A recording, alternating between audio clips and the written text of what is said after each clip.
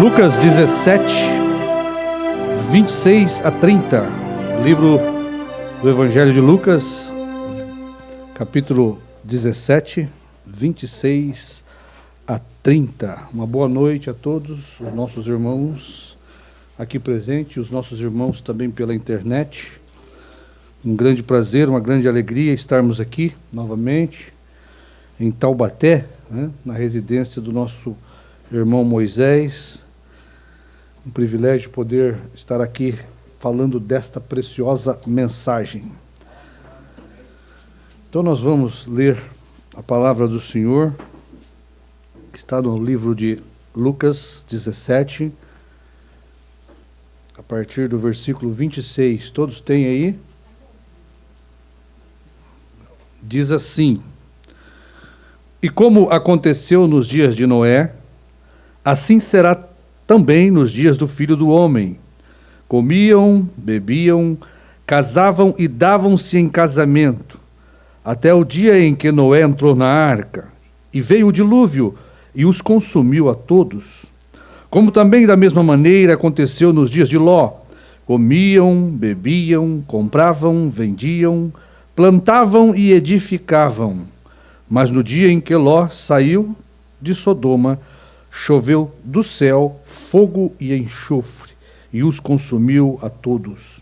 Assim será no dia em que o Filho do Homem há de se manifestar.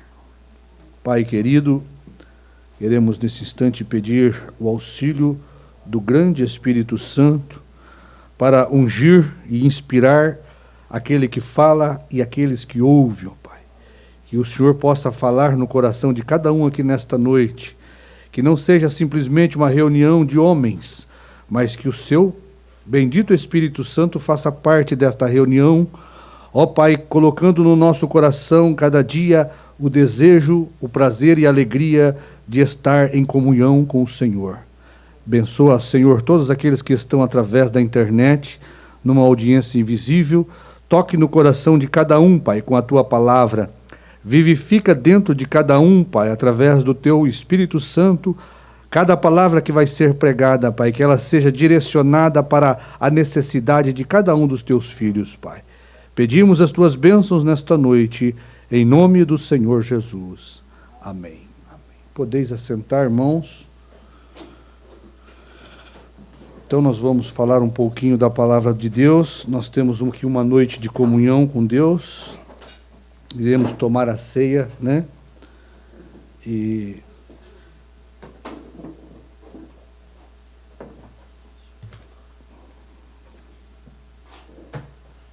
nós vamos meditar um pouquinho antes de nós tomarmos a nossa ceia, refletirmos um pouquinho na palavra, na mensagem, tá certo? Nós somos um povo muito privilegiado, nós somos um povo agraciado pela palavra que recebemos, pela mensagem que temos. Não precisamos falar muito da grande obra que Deus fez por nós, tá certo? Se existe um povo que deveria ser consagrado e dedicado a Deus, é esta noiva do último dia. Quando nós consideramos o que Deus fez por nós, com a mensagem que temos, isso deveria inspirar cada dia o nosso coração a se aproximar de Deus. Isso deveria revolver as nossas entranhas por um profundo desejo de comunhão com Deus. A mensagem que nós temos, ela deveria fazer isto. Nós deveríamos ser o povo mais feliz da face da terra. Nós deveríamos ser o povo mais consagrado da face da terra. Porque vemos pessoas que não têm o que nós temos. No entanto, as pessoas, elas dedicam muito as suas vidas, né, a Deus, sem ter luz, sem ter revelação, às cegas. As pessoas fazem isto. Isto é para nós refletirmos o quanto nós devemos ser dedicado e consagrado a Deus. Porque o que nós temos vai além de qualquer coisa que Deus pôde fazer na terra. Então a comunhão espiritual das nossas vidas, irmãos, nesta noite, deve estar acima de qualquer coisa. Nossa comunhão espiritual com Deus deve ser prioridade, deve ser colocada em preeminência na nossa vida, como primeiro plano. Quando vemos que o espiritual nosso não vai bem, tudo na vida vai mal. Porque a coisa principal é Deus em primeiro lugar, né? É o reino de Deus, é a vida em comunhão com Deus. Nós temos consciência disso. Então, quando nós não priorizamos nossa vida de comunhão, abre-se uma brecha para o inimigo trabalhar na nossa vida. Nós temos que saber isso. Se nós não dermos lugar a Deus, Satanás tomará lugar na nossa vida. Se você abre um precedente para Satanás, numa vida descompromissada, relaxada, desdeixada, você tem que saber que Satanás ele vai colocar uma cunha ali para trazer infelicidade para a nossa vida. Porque a comunhão com Deus faz parte de um coração que tem revelação. Não podemos simplesmente dizer que cremos na mensagem da hora e ficar só em palavras. Tem que haver uma obra na nossa vida de comunhão com Deus. Aquilo tem que produzir. A revelação espiritual de Deus na vida de cada um de nós tem que nos chamar para uma vida de dedicação, de separação, de consagração, né? A vitória de um cristão está na sua comunhão com Deus. Não existe, irmãos, vitória na vida cristã sem estarmos ligados com Deus a cada instante da nossa vida. Muitas vezes nós não somos felizes porque não vivemos a plenitude da vida cristã. Falta um pouquinho de dedicação da nossa parte para o nosso Deus. Falta nós consagrarmos mais a nossa vida a Deus. Nós vivemos numa era de tecnologia. O profeta diz que nossa era para ser o povo mais dedicado a Deus. No entanto, nós temos menos tempo para Deus e mais coisas para as coisas naturais. Mais tempo para as coisas naturais. Então falta às vezes um coração consagrado a Deus, um coração separado. A comunhão, o profeta ensina isso, comunhão é andar com Deus, tá certo? É estar separado da incredulidade, como Enoque. Enoque tinha comunhão com Deus, porque Enoque andava com Deus. E Enoque, por estar em comunhão com Deus e andar com Deus, ele obteve uma fé de transladação. Não adianta nós recebermos revelação, e aquela revelação, se ela não nos coloca em comunhão com Deus, em consagração com Deus, ela não desceu para o coração, ela ficou só no intelecto. A revelação, quando ela desce para o coração, ela traz vida de comunhão com Deus. Ela traz uma vida de compromisso com Deus. Amém? Muitas vezes não conseguimos vencer uma dor de cabeça, uma dor de barriga. Falta fé para a cura divina. Mas por quê? Falta comunhão com Deus. Deus já deu tudo para nós que Ele podia dar. Toda a revelação de si mesmo, todo o mistério dele, Ele desvelou para a igreja, deu para a igreja, para que aquilo produzisse um amor dentro de nós mais íntimo por Ele. Porque é isto que Deus faz para atrair a nossa atenção. A revelação de Deus tem que produzir amor na nossa vida, amor de comunhão com Deus. Você sabe que a Bíblia diz que se o nosso coração não nos condena, temos paz com Deus. Mas se há condenação em nosso coração, nós não temos comunhão com Deus. Se há condenação, é por falta de dedicação, de consagração, é por um afastamento das coisas espirituais e uma aproximação das coisas carnais. Isto produz cegueira, incredulidade na nossa alma. E às vezes não podemos vencer uma preocupação, não podemos vencer um problema, não podemos vencer uma doença, por falta de comunhão com Deus. A comunhão com Deus produz em nosso coração confiança absoluta. Se você não tem comunhão com Deus, como você vai alcançar fé? Como você vai alcançar fé de cura divina? É isso que o profeta ensina em algumas mensagens que ele cita para nós.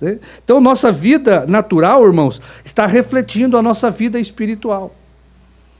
Se nós, no natural, não estamos bem, é porque o espiritual não está bem. Porque o cristão que está bem espiritualmente, nada pode afetar a sua paz, a sua alegria, tá certo? Um cristão revestido de comunhão com Deus, o coração dele é feliz, é satisfeito, é alegre. E às vezes nos encontramos queixosos da vida, murmuradores, tá certo? Reclamadores, problemáticos, com todo tipo de tristeza na vida, e não olhamos para a nossa comunhão com Deus.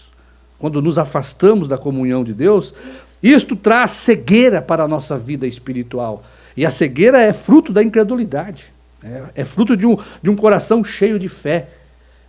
Porque nós temos isso aqui como rudimento, mas às vezes as pessoas aprenderam a revelação na mente, mas não desceu para o coração. Você vê isso estampado na vida de muitas pessoas.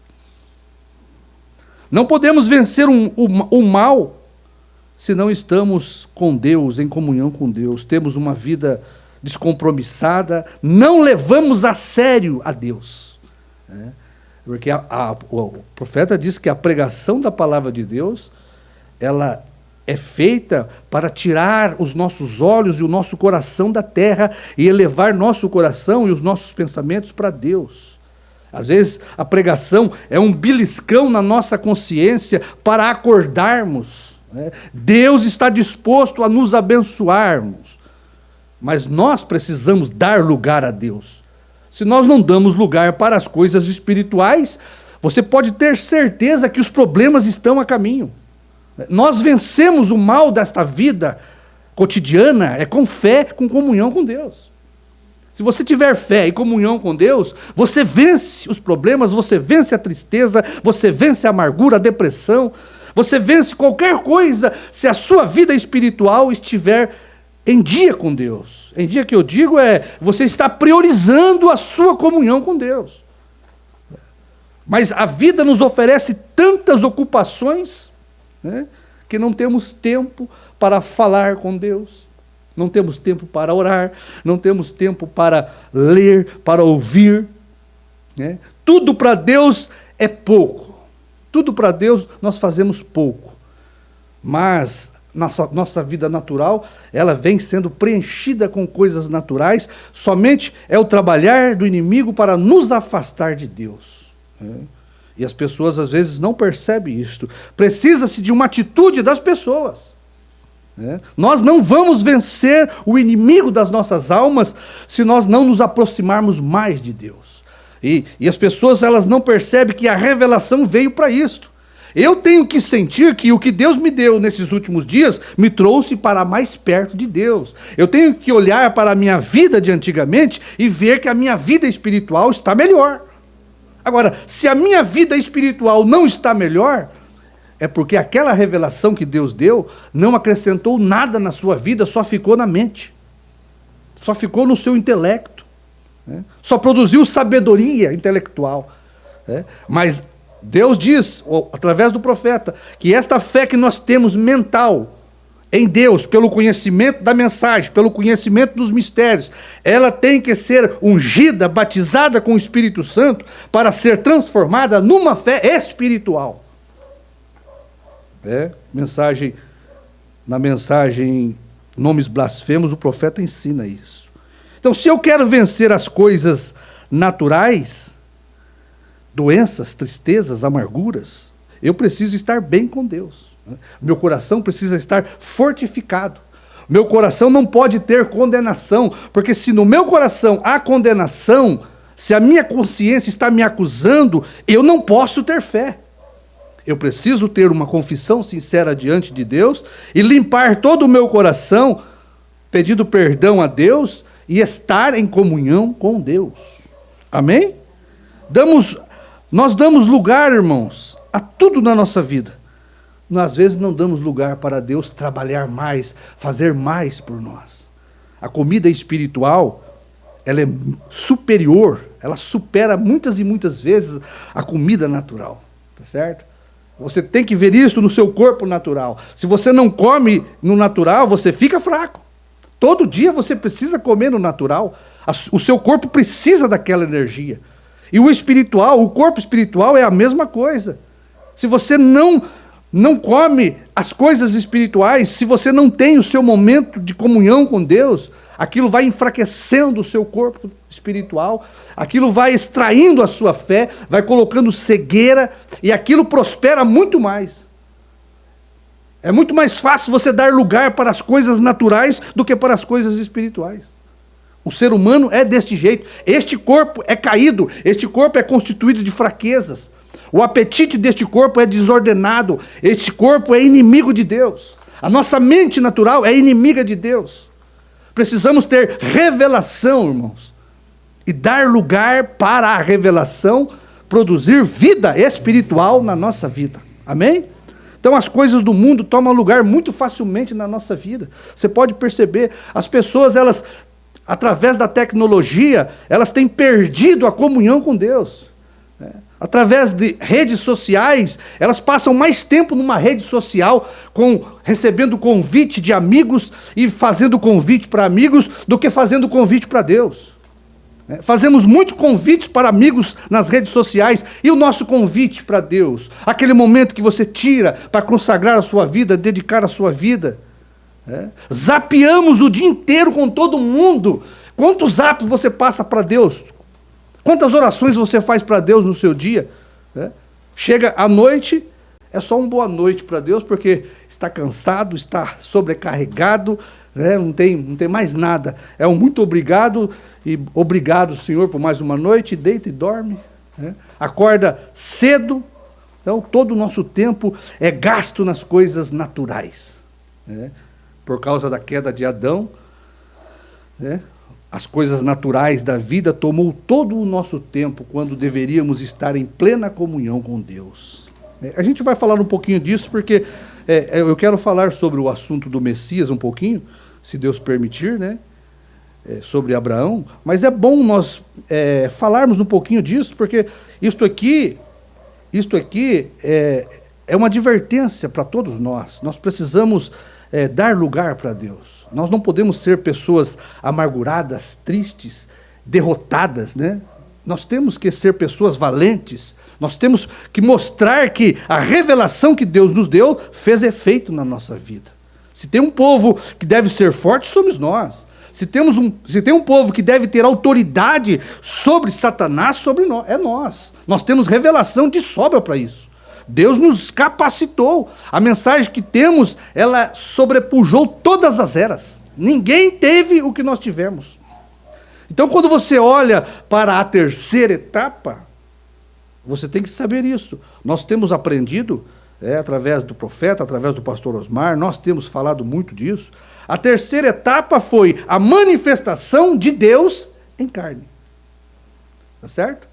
Mas você não pode somente ver a terceira etapa no ministério do Mombrana como a manifestação de Deus em carne, porque existe uma terceira etapa para nós que deve se completar em nós.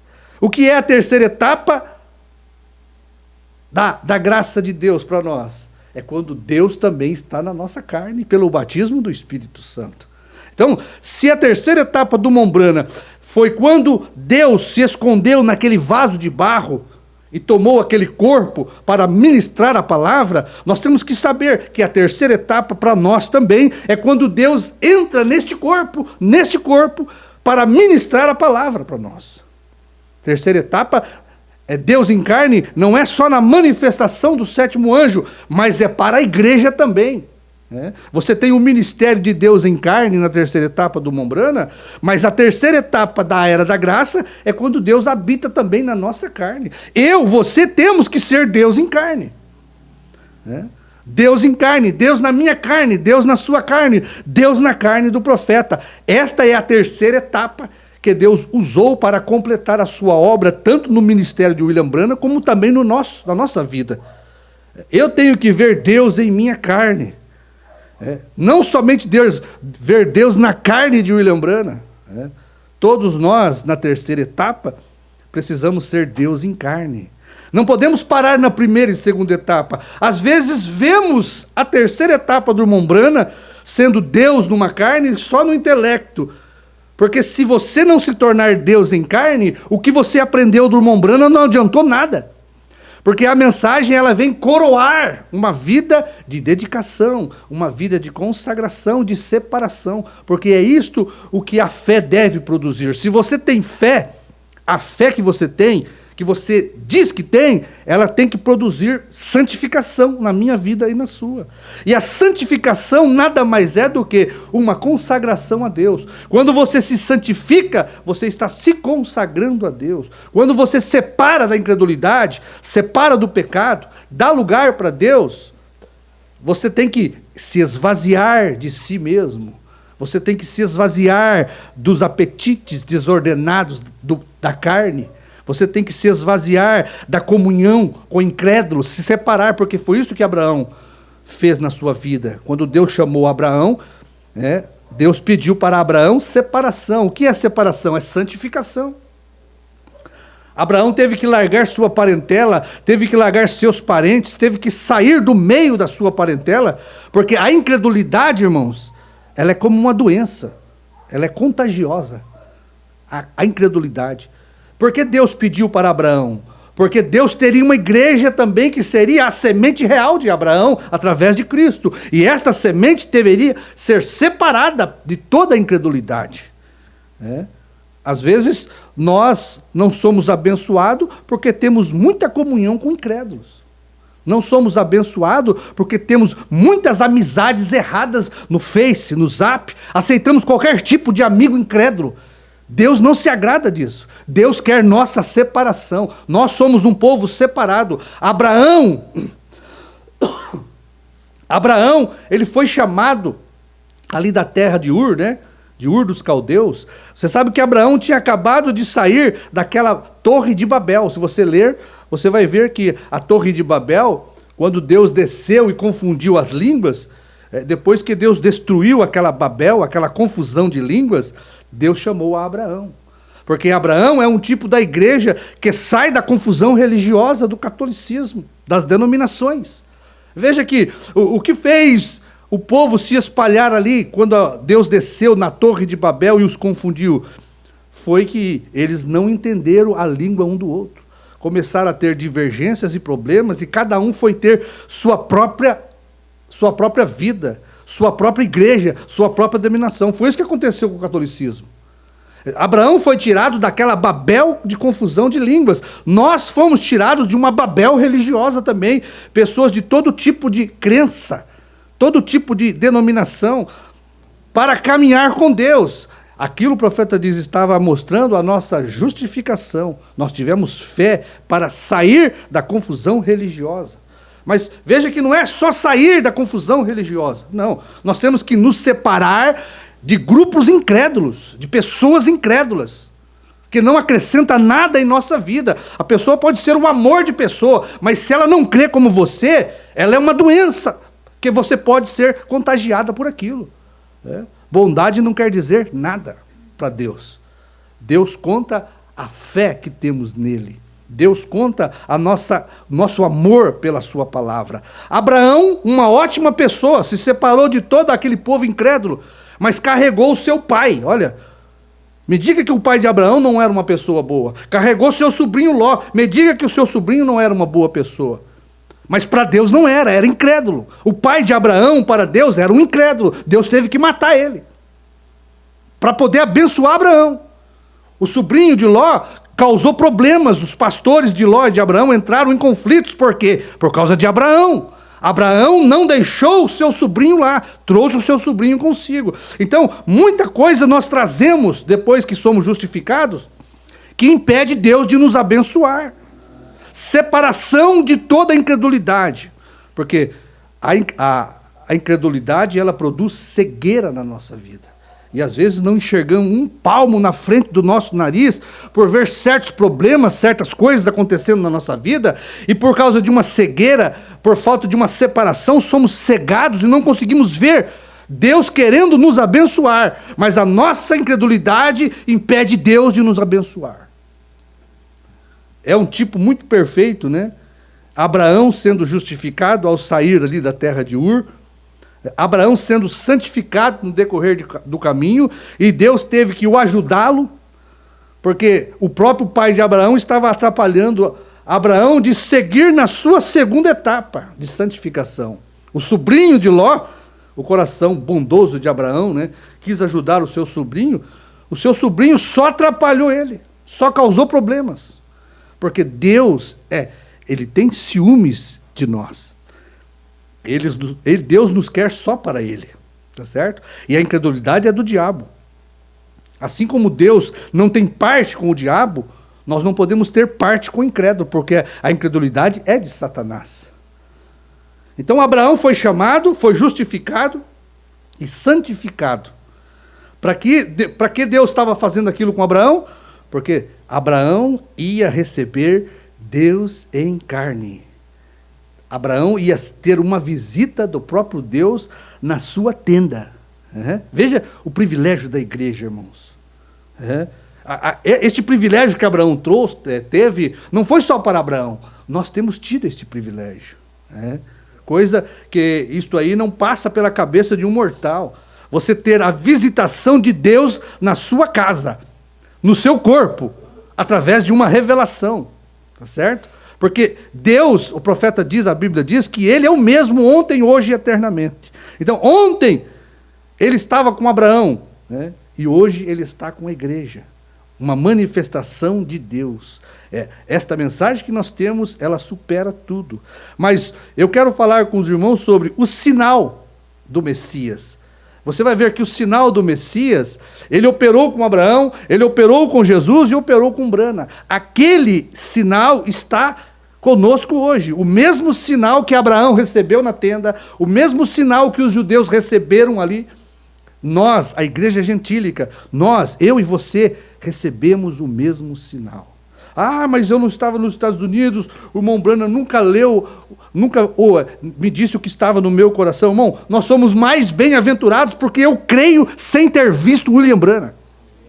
Mesmo que o William Branham não orou por mim, não discerniu o meu coração, eu creio piamente que William Branham foi a manifestação do Messias para nós, a igreja gentílica. E a Bíblia diz que mais bem-aventurado é os que não veem e creem, do que os que viram. Tá certo? Nós somos mais bem-aventurados, porque nós temos a mesma fé de Abraão. E nós não vimos, mas nós cremos. É esta fé que agrada a Deus. Não é a fé que vê, é a fé que não vê que agrada a Deus.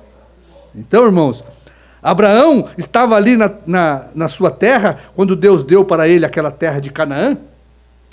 Deus, quando deu a terra de Canaã, o tipo da palavra, porque a nossa terra é a palavra, a Canaã espiritual de Abraão era o tipo da palavra de Deus hoje.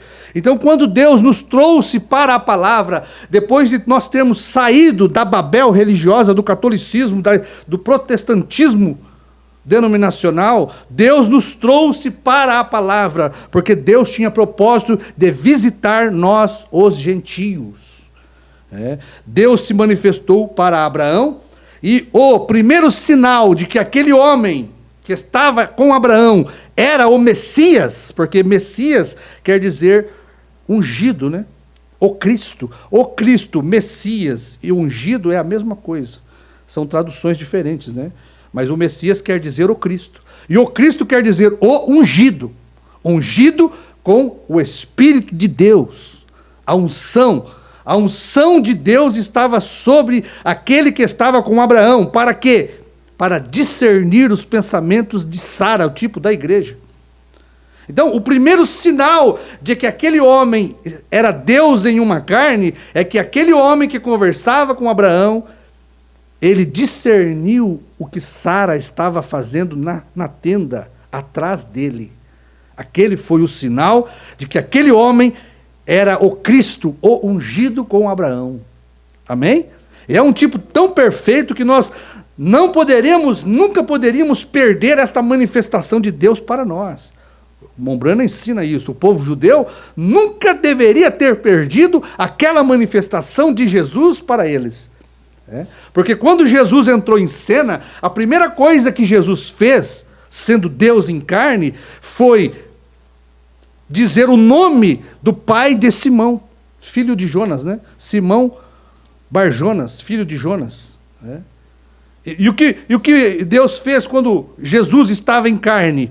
Ele estava discernindo os pensamentos de Pedro, estava discernindo os pensamentos de Natanael, da samaritana. A samaritana diz: vejo que tu és profeta. Quando o Messias, que é o Cristo, vier, ele vai dar este sinal. Ele vai dizer estas coisas da nossa vida. Ele vai falar o que nós somos. Aquele era o sinal. Ele fez com Abraão através de Sara. Deus é perfeito em 3. Ele fez com Jesus para os judeus. O Mombrana diz: esta manifestação nunca foi feita para os gentios.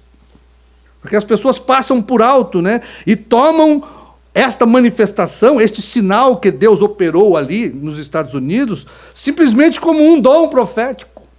Né? Mas aquilo não era um dom profético. Né?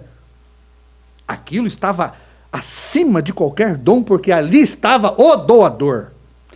Aquilo era produzido sem medidas na vida de Jesus e na vida de William Branham. Ali era a palavra. A palavra feito carne, porque a palavra de Deus, ela é mais afiada do que espada de 2 gumes. Ou seja, o Espírito de Deus, a unção de Deus, ela pode discernir os pensamentos e intenções do coração. Quando está sobre um homem, o Cristo quer dizer o ungido com a palavra. Por isso ele olhava e podia dizer o que estava no coração das pessoas. Aquele sinal Abraão não perdeu. Por isso Abraão, quando encontrou com ele, o chamou de meu Senhor, Elohim.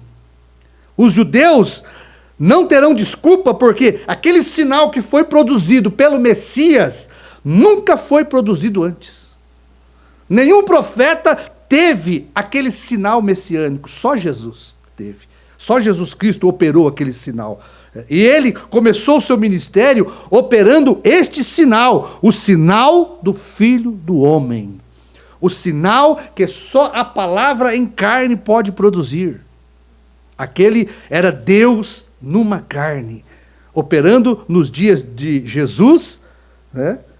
Operando nos dias de Jesus, operando nos dias de Abraão. Aquele que falava com Abraão era o Filho do Homem.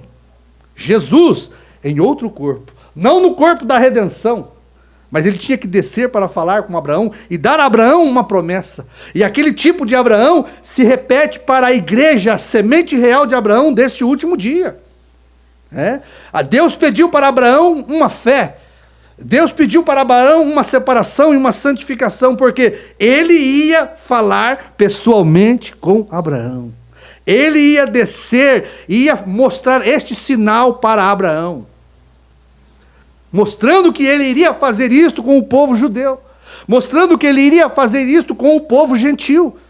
Deus nunca fez este sinal para os gentios, o profeta ensina. Mas aqui, nesses últimos dias, ele aparece também para fazer o mesmo sinal, dar para nós a mesma oportunidade de reconhecer o sinal messiânico. Tá certo? E isto veio sobressair para nós com a mensagem de João, porque nós não mexíamos nisso, né? Nós estávamos meio que cegados para esta manifestação. O povo da primeira e segunda etapa, eles estão cegados para esta manifestação de Deus da terceira etapa, mostrando Jesus Cristo voltando como Messias, com uma unção, como o Cristo. Jesus foi o Cristo para os judeus, Branham foi o Cristo para os gentios. Jesus foi a palavra em carne. Ali com Abraão, Elohim, foi a palavra em carne. Porque a palavra, ela só pode discernir os pensamentos do coração quando ela está em um profeta. Tá certo? Se a palavra não está no profeta, aquelas obras não podem ser produzidas. Porque aquele tipo de sinal só é produzido quando Deus, a palavra, está encarnada. Tá certo? Quando a palavra está encarnada, ela se torna uma espada. E ela penetra, diz a Bíblia, até a divisão da alma. E ela é apta, né? Divisão da alma e da medula, ela é apta para discernir tudo o que o homem está pensando e a mulher está pensando. Então, para mim, esta manifestação, ela é extraordinariamente maravilhosa. Porque é nesta manifestação que eu também posso ver a volta de Jesus Cristo na terra em um corpo de carne, para discernir os pensamentos das pessoas, operar este sinal para que a igreja gentia não perdesse a manifestação do nosso Messias. Nós tivemos um Messias, tá certo? O povo judeu teve um Messias, eles não viram, eles foram cegados. O povo gentil teve um Messias, muitos estão cegos para esta manifestação do Filho do Homem. Eles não podem crer que foi Jesus Cristo mesmo que desceu nesta nuvem para trazer esta mensagem para nós. Você sabe que no tempo de Abraão, o Messias estava ali discernindo os pensamentos de Sara. E depois que ele fez aquele discernimento para Sara, ele chamou Abraão de um canto e não ocultou nenhum mistério de Abraão. Ele próprio diz: ocultarei a Abraão o que vou fazer, visto que ele será herdeiro de toda a terra. Então, depois daquela aparição de Deus em carne na tenda de Abraão, e que ele operou o sinal do Messias, do Cristo, ele chamou Abraão e mostrou a Abraão o que ele iria fazer: destruir Sodoma e Gomorra, enviando lá 2 anjos para investigar o povo, né? E ver uma investigação de juízo, né? Veja que Deus sabia, mas Deus, sendo um juiz, ele manda 2 anjos para investigar, para ver se aquilo é, antes de julgar a terra, né? E aqueles 2 anjos confirmaram tudo o que Deus já sabia. Aquele foi o mistério que Deus revelou para Abraão, né? E outra coisa que você deve saber: quando Deus operou aquele sinal para Abraão, o sinal messiânico, de que Deus estava em carne mesmo, o próprio Deus, ele mudou o nome de Abraão. Era mais um sinal, porque depois da revelação de si mesmo a Abraão, através daquele sinal, porque foi através daquele sinal que Abraão viu que aquele homem não era simplesmente um homem, que aquele homem não era simplesmente um anjo, era Deus mesmo visitando a Abraão. Veja que privilégio, né? Que privilégio. Deus comeu com Abraão, Deus bebeu com Abraão, Abraão lavou os pés de Deus em carne. Que privilégio, que privilégio. O que isso deveria produzir na vida de Abraão? O que isso deve produzir na nossa vida? Eu vi Deus numa carne. Deus revelou para mim todos os mistérios da Bíblia. Isso deve nos achegar a Deus numa vida consagrada, dedicada. Tá certo? Se isso não o faz, só está no nosso intelecto, só temos sabedoria humana. Isso tem que descer para o nosso coração, em forma de consagração, em forma de gratidão, em forma de amor. O que produz o amor que temos por Deus é que Ele nos amou primeiro. Mas como que Ele prova o nosso amor? Quando Ele se revela para nós. Tudo isso que Ele está mostrando para nós, Ele está fazendo uma declaração de amor, que Ele te amou. Tá certo? Então, após o sinal messiânico que Abraão recebeu, a próxima coisa que Deus fez com Abraão foi mudar o nome de Abrão para Abraão, né? Abrão significa pai das alturas. Pai das alturas, né? Abraão significa pai das nações. Então, houve uma mudança no nome de Abraão, mostrando que quando ele voltasse para o povo judeu, haveria uma mudança para o povo judeu. né? Quando Jesus entra em cena, a primeira coisa que ele faz para Pedro, para Natanael, para a samaritana, é mostrar seu sinal messiânico. A samaritana, ao ver aquilo, ela diz: vejo que tu és profeta. Quando o Messias vier, ele nos dirá todas estas coisas. Ele diz: eu sou para a samaritana. A samaritana não teve dúvida. Diz a Bíblia que ela saiu correndo e dizendo: venha ver um homem que me diz tudo o que tenho feito. Não é porventura este o Cristo, o Messias? Ela não teve dúvida. Natanael, venham, foi falar com Felipe, né? Não sei se foi Felipe com Natanael, só sei que ele, venha ver quem nós achamos. Venha ver quem nós achamos. Não é porventura este o Cristo? Pode vir alguma coisa boa de Nazaré? Venha e veja.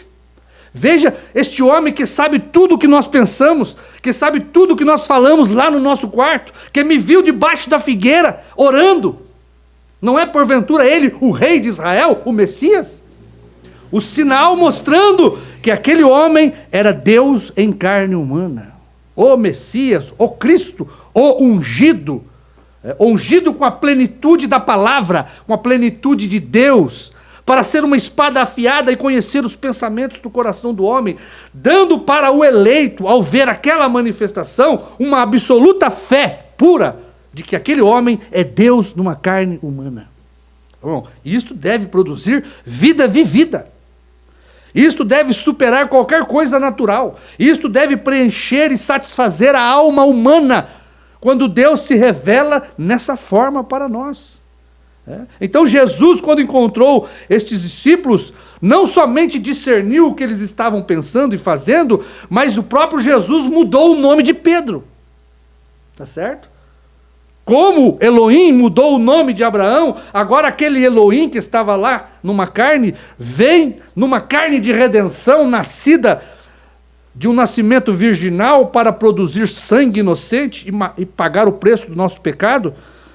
Ele vem ali, Elohim. Jesus era Elohim em carne humana, era Deus mesmo manifestado na carne de um homem. E o que ele fazia? Operava um sinal que só Deus poderia operar. Não foi isso que Nicodemos disse? Ninguém pode fazer o que tu fazes se Deus não for com ele. Veja, nunca ninguém falou como este homem. Então, os judeus não poderiam ter perdido o Messias. Os gentios, irmãos, muito mais ainda. Porque aquele que crê em mim, disse Jesus, fará estas obras. Será ungido para discernir os corações. E fará maiores. Veja, a abundância do que Deus fez na vida de William Branham para mostrar para nós que nós não devemos estar esperando o Filho do Homem, mas ele veio para nós. Ele cumpriu sua promessa. Jesus Cristo veio em uma carne humana chamado Branham. Como você sabe que é Jesus? Porque ninguém podia fazer o que Branham fez se Jesus não estivesse ali. Branham não poderia fazer o que fez se ele não fosse ungido com a plenitude do Espírito, se ele não fosse o Cristo para os gentios. Ele não faria aquilo. Então a manifestação de William Branham foi muito mais sobrenatural, foi maior. Aquele que crê em mim fará estas obras e fará maiores. Irmão Branham, ele perdeu o número das vezes de profecias que ele deu, né? Era inúmeras, passava horas e horas numa fila, discernindo. Olha, não vai dar tempo de eu ler aqui, tem coisa tremenda, o irmão Branham falando sobre isso aqui na mensagem, né? Mas o nosso tempo é escasso, é curto, e a gente tem que pular aqui para uma mensagem, e só para os irmãos terem uma ideia do que nós estamos falando, mas o Cristo dos gentios é Branham, o Cristo dos judeus é Jesus. O ungido com a plenitude da palavra, da divindade, para operar estas obras que Jesus fez. Mas o mesmo Espírito, a mesma unção que esteve em Jesus para operar aquele sinal para os judeus, veio sobre Branham para operar o mesmo sinal em grau maior para os gentios, para que os gentios não tivessem excusa e não duvidassem que Jesus Cristo desceu em 28 de fevereiro de 1963 em uma carne humana. E quando ele o fez, ele mudou o nome da igreja. Tá certo? Ele mudou o nome da igreja. Porque quando Deus aparece numa carne, para Abraão, ele mudou o nome de Abraão. Para os judeus, eles passaram a ser conhecidos como cristãos, por causa de Cristo. Tá certo? E o profeta diz, haverá outra mudança, teremos outra mudança. Tá certo? E a mudança seria quando Elohim voltasse em outra carne para manifestar o mesmo sinal para a igreja gentia. Quando ele fizesse aquilo, ele iria também mudar o nome da igreja. Ela não seria somente uma igreja cristã, mas ela seria uma igreja salva, porque a igreja cristã é salva. Mas a igreja cristã que recebe Branham, Elohim numa carne, nesses últimos dias, ela é uma igreja cristã revelada. É uma igreja cristã branhamita. Branham quer dizer revelação, cristão revelado. Jesus, a salvação. Branham, a revelação. E quando ele se manifesta para a salvação, ele muda o nome da igreja. Quando ele se manifesta para a revelação, ele muda o nome da igreja. Não somente ele dá este sinal sobrenatural para que nós não perdêssemos o nosso Messias.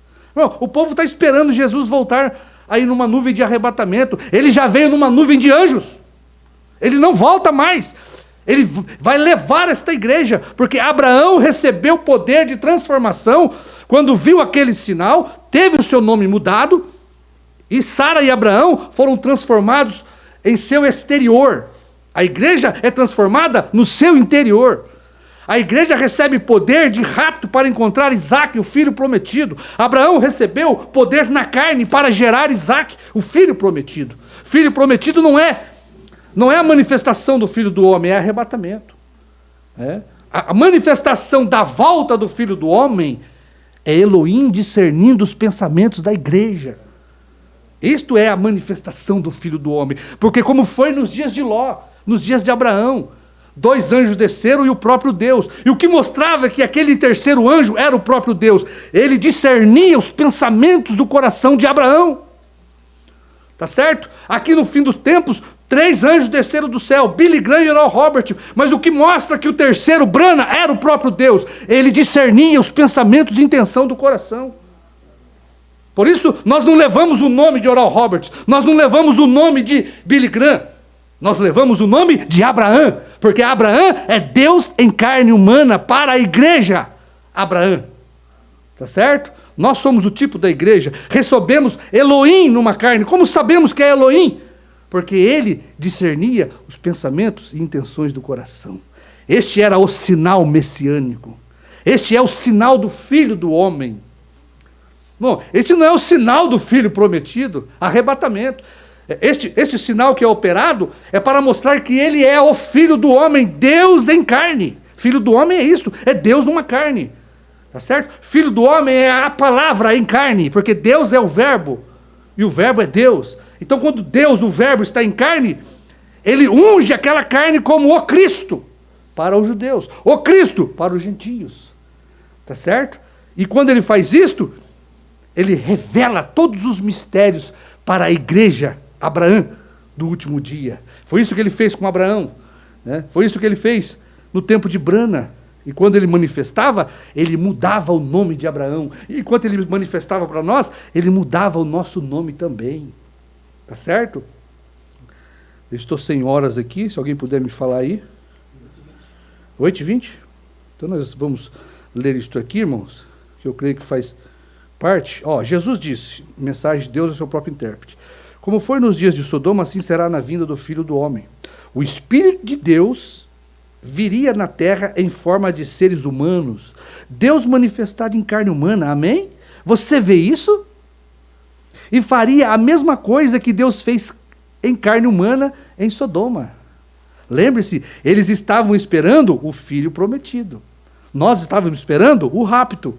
Mas antes do rapto, o filho prometido, tem que haver o Filho do Homem. Para mudar o nosso interior, produzir um novo homem, uma nova mulher espiritual dentro de nós, que tenha fé de rapto, que tenha semente do rapto. Pois foi isso que Deus fez com Abraão. Transformou o corpo e a carne de Sara, e eles tiveram condições de produzir o Isaque. Logo após isso, o filho prometido veio. Logo após a manifestação do Filho do Homem, o Messias, numa carne para os gentios, vem o Filho prometido, o arrebatamento nas nuvens. Amém? Irmão, sem Filho do Homem não tem Isaque. Tá certo? Sem a visita de Deus, o Filho do Homem, para Abraão, não haveria mudança no corpo de Sara. Sem a manifestação de Jesus Cristo, o Messias, para os gentios, não há arrebatamento. Como que nós vamos esperar ser arrebatados se nós não vemos nem o Filho do Homem em carne? Não consideramos nem o sinal do Filho do Homem, do Messias. Este foi o último sinal que Sodoma, o grupo de Abraão, viu antes do Filho prometido chegar ao arrebatamento. Você notou? Agora, olha, e a igreja espiritual chegou a essa hora. Tá certo? Eu tenho que ter dentro de mim, você tem que ter dentro de você esta semente de fé para ser arrebatada e receber Isaque nas nuvens. Porque o Filho do Homem já manifestou. O nosso Messias já manifestou. Ele já mudou o nosso nome. Ele já mostrou que era Deus em carne. Só resta agora o Isaac vir nas nuvens para nos levar. A Bíblia diz que foi Deus. Não precisa de nenhuma interpretação. Né? Deus, letras maiúsculas. Deus, Elohim. Ele foi Elohim manifestado em carne humana, usando roupas humanas, comendo alimento humano, amém? Um sinal que nos últimos dias, que Deus aparecerá novamente entre o seu povo em carne humana. Olha aqui, Jesus, olha aqui, Cristo, ou ungido. Este homem era o Cristo, porque a unção estava nele. Quando esta coluna de fogo vinha para aqui, este homem se tornava a palavra de Deus, apta para discernir os pensamentos e intenções do coração. Jesus foi ungido com a mesma coluna de fogo, a mesma plenitude. Aqui está a plenitude da palavra, Deus mesmo. Quando ele desce numa carne, este homem é Deus em carne humana. Como você sabe? Porque ele discerne os pensamentos e intenções do coração da igreja. Foi isso que Jesus fazia, foi isso que Brana fazia. Jesus é o Cristo dos judeus. Brana é o Cristo dos gentios. Tá certo? Isso aqui estava mostrando para nós, isso aqui é uma grande demonstração do amor de Deus, mostrando que este homem seria ungido com o mesmo Espírito que este foi. É Jeová Deus em minha carne. Jeová Deus em minha carne. Pois o Espírito do Senhor é sobre mim. Jesus disse o mesmo. O Cristo dos judeus é este. O Cristo dos gentios é esse. O Messias esperado dos judeus é esse. O Messias esperado do gentio é esse. Tá certo? A mesma unção, a mesma palavra, esta mesma coluna de fogo estava lá com Abraão naquele corpo de carne que fazia o mesmo sinal. Ele vem sobre este, faz o mesmo sinal. Ele vem sobre este e faz o mesmo sinal. E maiores do que esse ainda. Esse aqui fez 3 ressurreições. Operou 3 ressurreições. Este aqui, aquele que crê em mim, fará maiores. 5 ressurreições. Tá certo? Este aqui multiplicou. Este aqui criou. Mas não é este aqui. É este aqui nesse. Não é este aqui. É este aqui nesse. Porque o filho nada pode fazer se o pai não o fizer. Amém? Bom, isto é tremendo. Isto tem que arrepiar nossa alma. Isto tem que nos fazer abandonar tudo que não presta da nossa vida. Isto tem que nos santificar, nos purificar. Porque é Deus se revelando em amor para nós. É uma mensagem extraordinária, magnífica, maravilhosa. Não estamos adorando este homem, nós adoramos este. Tá certo? Porque este é o corpo de Deus. Este é o corpo que Deus criou para ele. Este é o corpo que Deus emprestou para ele. Tá certo? O 7º anjo é um corpo emprestado para fazer as mesmas obras e maiores. Você vê como é que Deus é? Ele faz maiores obras num corpo emprestado do que no seu próprio corpo. Tá certo? Esse aqui não sabia o dia e a hora. Esse aqui veio para manifestar o dia e a hora. Amém? A mesma coluna de fogo ungindo o Cristo para nós. O mesmo privilégio que os judeus tiveram de ter o Cristo para eles, nós tivemos o mesmo privilégio de ter este mesmo Jesus, porque esse Jesus carne se transformou nesse, porque é o Espírito, ele voltou ao Pai. Este Jesus, para vir nesse, tinha que voltar a ser este, tá certo? E agora este, o Pai, desce de volta neste, para manifestar a mesma coisa para nós. Então veja, amém? Um sinal que nos últimos dias Deus aparecerá novamente entre seu povo em carne humana. Irmão, na primeira e segunda etapa nós não sabíamos nada disso. Precisou Deus enviar o ministério da esposa de João para poder mostrar isso para nós. Olha para você ver o que o ministério de João fez por nós. Jesus disse: as obras que eu faço, vós as fareis. Vós também as fareis. E como foi nos dias de Sodoma, assim será na vinda do Filho do Homem. Isto não precisa de interpretação, precisa de manifestação. Amém? Olha, eu gostaria muito de ler algumas mensagens aqui do profeta desafiando, irmãos. Desafiando.